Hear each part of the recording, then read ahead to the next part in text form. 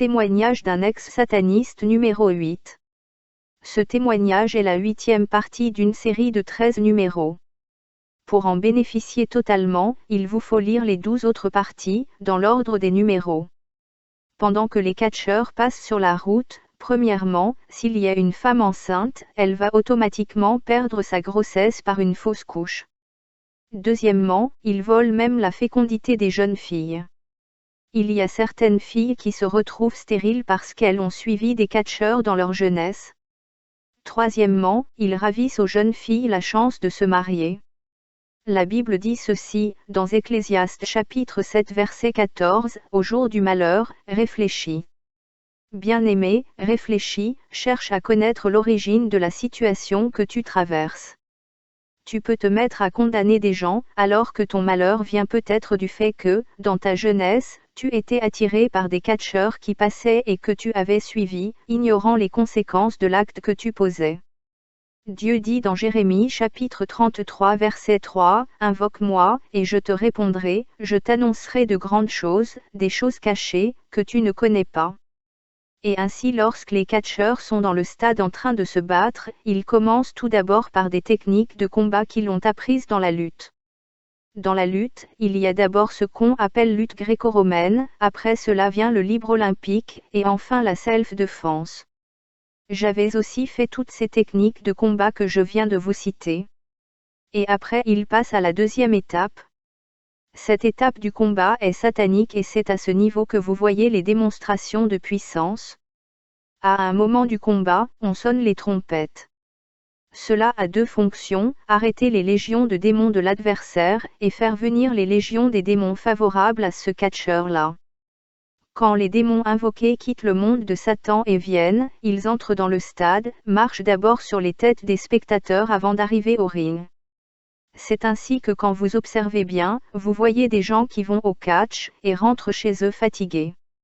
Et quand ces démons arrivent donc sur le ring, le catcheur qui les a invoqués les utilise pour terrasser son adversaire. L'adversaire peut soit tomber, on compte, et il se relève, soit avoir tendance à tomber. À un certain moment, vous allez voir qu'il commence à résister, et quand il résiste, cela veut dire que les démons qui sont venus ne sont pas capables de le faire tomber. Ainsi, l'autre va hypnotiser son adversaire. Et quand il l'hypnotise, vous le voyez en train de faire des gestes. Les gens ignorent ce que cela signifie. En fait, quand il fait ces gestes-là, il prend les démons qui sont venus, et les renvoie sur la foule des spectateurs. Quand ces démons y vont, ils retranchent les années des personnes présentes. Et quand il retourne auprès du catcheur, il les utilise pour frapper son adversaire et c'est de cette façon qu'il remporte le combat. Quand il gagne, les spectateurs se mettent à acclamer sans savoir que c'est avec leurs années retranchées que cet homme vient de gagner.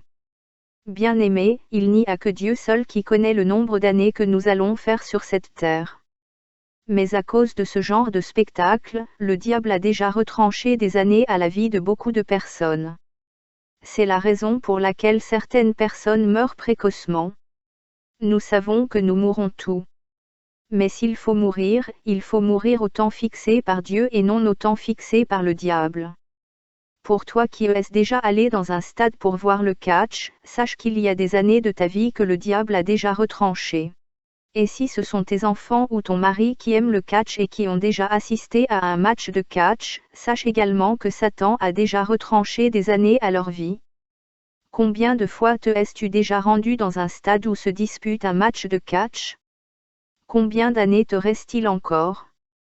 Quand tu vas dans un stade où se dispute un match de catch, tu ne es plus dans la présence de Dieu, tu ne es plus protégé par Dieu, et le diable peut te faire tout ce qu'il veut. Mais ne sois pas désespéré, car l'homme des cas graves, qui est le Seigneur Jésus, va te retourner les années que le diable a retranchées à ta vie, si tu te repens. Viens à Jésus maintenant, accepte-le comme ton Sauveur et ton Seigneur, et il restaurera toutes tes bénédictions que les agents de Satan ont volées, toutes ces années que les catcheurs ont retranchées à ta vie. Si tu viens à Jésus, il séchera toute larme de tes yeux. La Bible nous dit dans Joël chapitre 2 verset 25, « Je vous remplacerai les années qu'ont dévoré la sauterelle, le gélouk, le hasil et le gazam, ma grande armée que j'avais envoyée contre vous. Si tu fais de Jésus ton Seigneur, tes ennemis feront défaut devant toi. Deutéronome chapitre 33 verset 29, nous dit, que tu es heureux, Israël. Qui est comme toi, un peuple sauvé par l'Éternel, le bouclier de ton secours et l'épée de ta gloire. Tes ennemis feront défaut devant toi, et tu fouleras leur lieu élevé. La puissance de l'adoration et de la louange. Le secret d'être agréable à notre Dieu, c'est le louer et l'adorer, parce qu'il siège au milieu de la louange et de l'adoration de son peuple. Quand nous adorons notre Dieu, il ouvre le ciel et toutes les bonnes choses que nous recherchons, descendent dans nos vies. Sache que toutes les bonnes choses que tu recherches se trouvent dans la main de Dieu. Il suffit que tu puisses bien l'adorer et il va te donner tout ce que ton cœur désire. Mais le diable, le sachant, a déjà orienté l'adoration. L'adoration qui devait revenir à Dieu, le diable l'a orientée vers lui, en poussant les humains à faire des choses qui ne reflètent pas la gloire de Dieu. La Bible dit que nous devons rendre gloire à Dieu en toutes circonstances. Mais si tu observes bien ta vie, tu te rendras compte que ce que tu fais, la manière dont tu vis, ton comportement ne reflète pas la gloire de Dieu. Et sache que quand tu fais des choses pareilles, tu es en train d'adorer le diable sans le savoir. Sache que ce sont les démons qui te poussent à faire toutes ces choses, et à partir de ce témoignage, le Seigneur t'ouvre les yeux. Le diable n'aura plus d'adoration. C'est notre Dieu seul qui sera adoré à partir de maintenant. Le diable et son organisation. Bien-aimés, quand vous voulez combattre un adversaire, il est vraiment indispensable de le connaître, ainsi que ses ruses et ses stratégies. Et quand vous les découvrez, vous utilisez des armes adéquates. Vous pouvez attaquer à droite, alors que votre ennemi se trouve à gauche, et dans ce cas, c'est difficile de l'atteindre. Pour cela, il faut que tu découvres le diable et son organisation. Le 4e commandement dit, laissez les chrétiens pauvres en leur disant de ne pas donner les dîmes et les offrandes. Le 5e commandement dit, allez propager la haine entre les chrétiens et les divisions dans les églises. Ce sont des choses que nous voyons. Vous allez voir des gens d'une même église, d'une même communauté, qui ne s'adressent pas la parole, mais qui se disent chrétiens. Jésus dit dans Matthieu chapitre 5 versets 23 à 24, « Si donc tu présentes ton offrande à l'autel, et que là tu te souviennes que ton frère a quelque chose contre toi, laisse là ton offrande devant l'autel, et va d'abord te réconcilier avec ton frère, puis, viens présenter ton offrande. Si tu ne fais pas cela, tu perds ton temps. » Jean chapitre 15 verset 12, dit, « Aimez-vous les uns les autres, comme je vous ai aimé. » Romains chapitre 13 verset 8, dit, « Ne devez rien à personne, si ce n'est de vous aimer les uns les autres. » Le diable aime quand il y a la haine entre les chrétiens. C'est cela le ministère du serpent. Et là le diable utilise beaucoup les femmes, dans les calomnies et la médisance. Quand un serpent veut aller d'un point à un autre, il ne suit jamais une trajectoire droite. Même si le point est devant lui, il va faire une ligne brisée. C'est de cette façon que le diable travaille. Il y a des personnes, surtout des femmes, qui vont de maison en maison créer des calomnies, et par leur médisance, elles créent beaucoup de confrontations et de problèmes graves entre les personnes qui les ont écoutées. Il y a des femmes qui sont spécialistes dans ce domaine-là, c'est l'œuvre du diable. Pour ce qui est des divisions, c'est un principe du diable, diviser pour régner. Sachez que quel que soit le problème que vous avez, il y a toujours une solution devant Dieu. Le 6e commandement dit, « Ne permettez pas aux chrétiens de prêcher, d'enseigner et de témoigner la gloire de Dieu. » Pour ce qui est de prêcher et d'enseigner, c'est en rapport avec ce qui est dit dans Romains chapitre 10 verset 17, « La foi vient de ce qu'on entend, et ce qu'on entend vient de la parole de Christ. » Ainsi le diable ne veut pas que les enfants de Dieu soient enseignés. Il ne veut pas qu'on puisse prêcher aux enfants de Dieu, parce que s'ils sont enseignés, s'ils reçoivent des prédications, ils seront affermis dans la foi. Or une fois qu'on a la foi, automatiquement, on peut facilement résister au diable et être agréable à Dieu. C'est ainsi qu'il nous avait envoyés dans les églises pour troubler les enseignements ainsi que les prédications, et je vous avais expliqué comment on arrivait à lier la langue des prédicateurs. Quand je témoigne, je suis reconnaissant pour ce que Jésus a fait dans ma vie, la délivrance que Jésus m'a accordée, il me l'a accordée gratuitement. Je n'ai pas payé, mais c'est par la grâce et je dois témoigner pour marquer ma reconnaissance. Le 7e commandement dit, allez propager la polygamie et ainsi j'aurai plusieurs âmes. De nos jours, il y a certaines églises qui soutiennent la polygamie, et il y a certains serviteurs qui favorisent même la polygamie. Sachez que c'est un commandement du diable. Quand nous lisons Genèse chapitre 2 verset 24, la Bible dit, l'homme quittera son père et sa mère, et s'attachera à sa femme, là on précise bien, il s'attachera à sa femme et non à ses femmes. Sachez que la volonté de Dieu c'est que chaque homme n'ait qu'une seule femme s'il est marié, la polygamie et le concubinage sont des péchés devant de Dieu. Le deuxième aspect de ce commandement dit, j'aurai plusieurs âmes. Cela veut tout simplement dire que les enfants qui naîtront dans ces mariages fabriqués, sont des âmes qui sont déjà à la disposition de Lucifer. De tels mariages qui ne sont pas dans la volonté de Dieu, constituent le péché et ce péché a de graves répercussions sur les enfants qui y naîtront, car ils naissent déjà sous la malédiction. Toi qui es issu d'un mariage polygamique, tu n'as pas demandé à tes parents de t'engendrer dans un tel mariage. Ce que tu peux faire, c'est demander pardon à Dieu pour ce péché de tes parents et supplier le Seigneur Jésus de te sanctifier par son sang, et d'effacer ce péché sur toi. Et ainsi le sang de Jésus t'affranchira et le diable n'aura plus aucun pouvoir sur ta vie. Le 8e commandement dit, soumettez les chrétiens à l'adoration des images et des idoles. Vous allez voir certains chrétiens qui ont dans leur maison des images d'un faux Jésus avec un cœur rouge et celle de Marie. La Bible dit, maudit soit l'homme qui retient la vérité captive. Moi je connais la vérité sur le catholicisme et si je ne vous la dis pas, je serai maudit. Je vais vous parler de la magie sainte avec toutes les précisions, parce que j'ai été initié dans cette magie, par un prêtre catholique de nationalité espagnole. Je sais que parler du catholicisme, c'est provoquer une guerre, car le catholicisme c'est tout un gouvernement. Beaucoup de satanistes se cachent dans l'Église catholique et ils vont chercher à me combattre. Je n'ai pas peur. Je sais une chose, tant que la mission que Jésus m'a donnée n'est pas terminée, quoi que l'on fasse contre moi, je ne mourrai pas. Je le sais et j'ai la foi. La Bible dit, si Dieu est pour moi qui sera contre moi? Ils me feront la guerre mais ils ne me vaincront jamais, jamais. Sachez qu'un enfant de Dieu ne peut pas craindre la mort, parce que pour lui, la mort c'est juste un sommeil, et lorsque la trompette va sonner, il va sortir pour rencontrer le Seigneur dans les airs. Si un enfant de Dieu a encore peur de la mort, c'est au moins une preuve qu'il y a encore des péchés dans sa vie. Et même s'il a peur de la mort, est-ce qu'il est éternel? Et alors? Mieux vaut mourir pour Jésus parce que même si tu te caches, même si tu as les plus grands médecins du monde, sache que la mort ne demandera la vie de personne quand elle viendra te prendre. Tu ferais mieux de te réconcilier avec le Dieu vivant, avant qu'il ne soit trop tard. Beaucoup de gens croient que s'ils meurent aujourd'hui, c'est la fin. Non, je me dois de te dire la vérité, si tu meurs dans le péché, sache que c'est le début de la souffrance. Abandonne la vie de péché, car c'est le péché qui donne accès au diable dans ta vie. Le diable trouve sa force dans le péché? Et même la Bible nous dit que l'aiguillon de la mort c'est le péché. 9e commandement.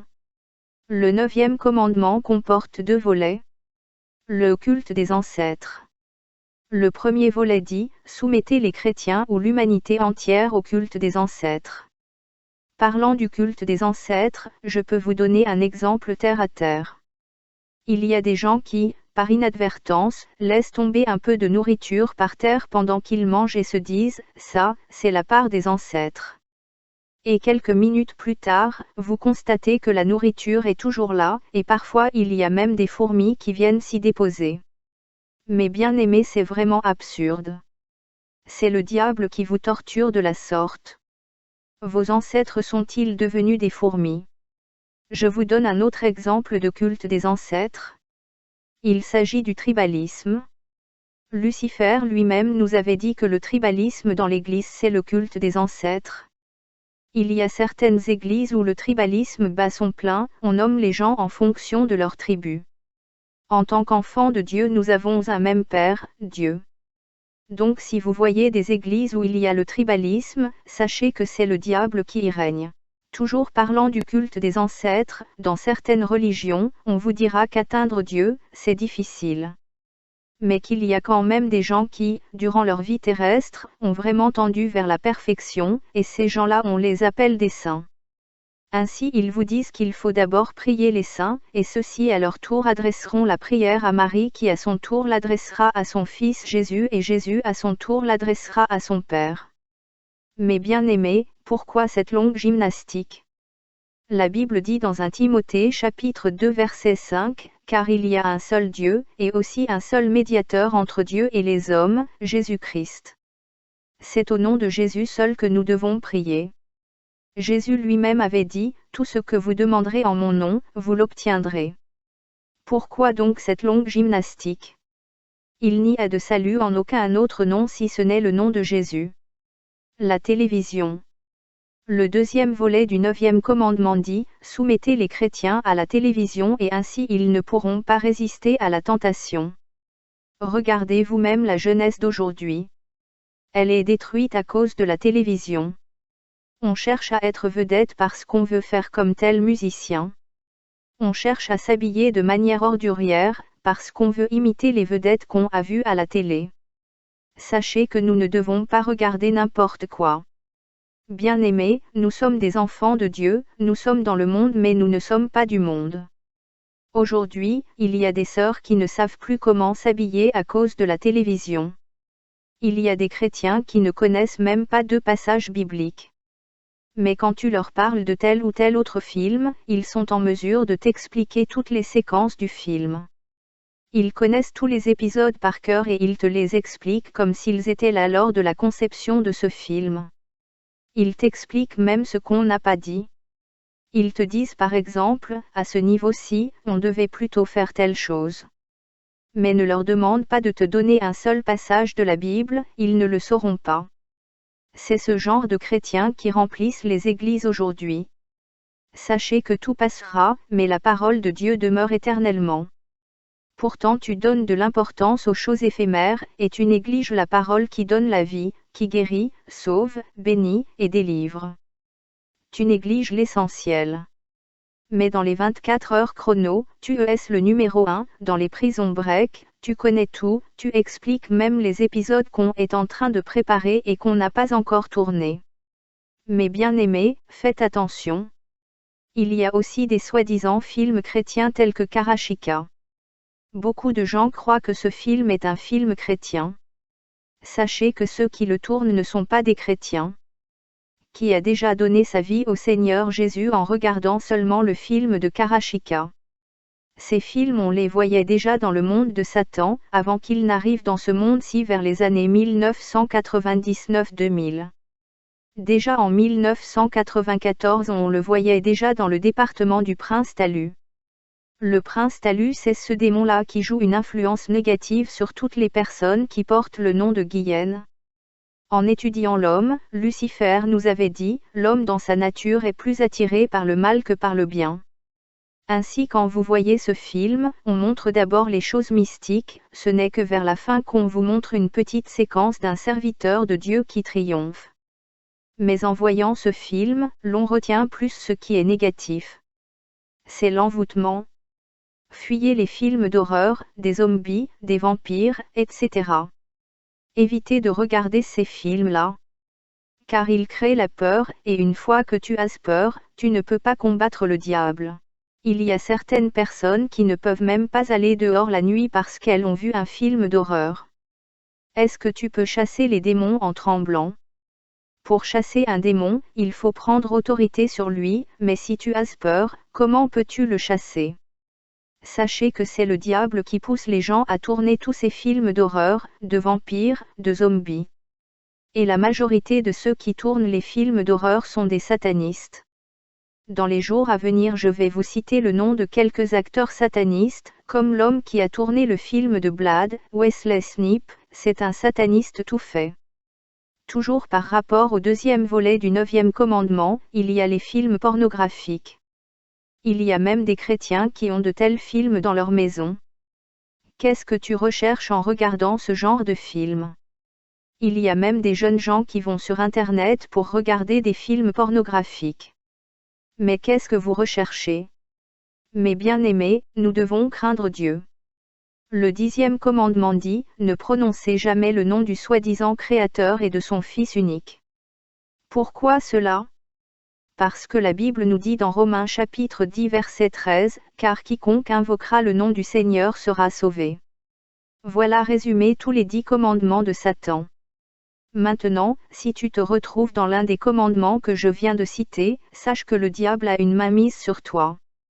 Tu dois te repentir et chasser les esprits impurs qui sont en toi. Bien-aimés, si le Seigneur le permet, je vous parlerai du sommeil spirituel ou apostasie.